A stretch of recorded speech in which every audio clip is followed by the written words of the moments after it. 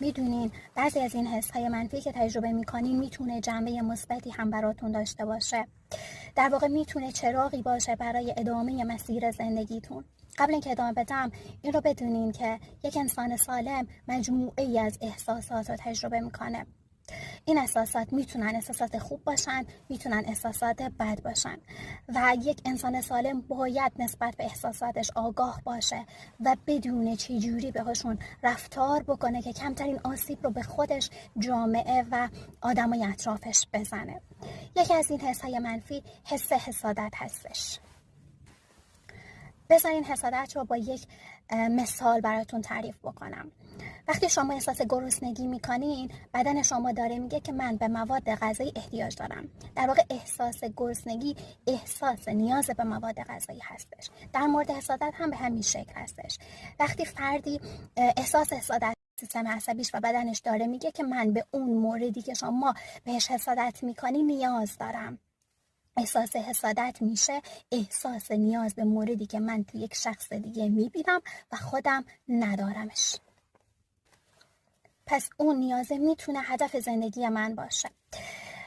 در واقع باید بتونم درست به این نیازه جواب بدم. اگه بخوام سرکوبش بکنم، انکارش بکنم، خودش رو به شکل کینه و نفرت نسبت به بقیه نشون میده، نسبت به اون فرده نشون میده و این میشه که من شروع میکنم به خشم گرفتن نسبت به اون فرد. ازش بدم میاد، میشینم همه جا میشینم در موردش بد میگم. این پاسخ درسته نسبت به این احساسه نیست. به جای اینکه بخوام انرژیمو بذارم صرف این که این آدم رو جلوی بقیه بد بکنم یا بهش نفرت پراکنی بکنم و حال خودم و حال اون آدم رو بد بکنم، انرژی رو میذارم برای به دست آوردن اون هدفه.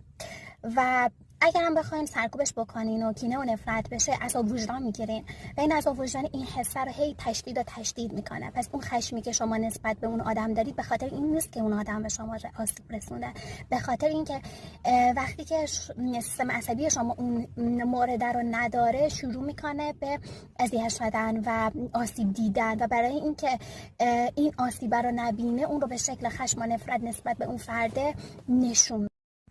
این هم بدونین که بعضی از این چیزهایی که بهشون حسادت میکنیم رو ممکنه که هیچ وقت دیگه نتونیم به دست بیاریم و داشته باشیمشون، مثل عزیزی که از دست دادیم، مثل عضوی که دیگه قطع عضو شده، مثل بابای پولدار، مثل بابای کارخونه دار و باید بپذیریمش که این چیز وجود داره و دیگه قرار نیست هیچ وقت داشته باشیمش.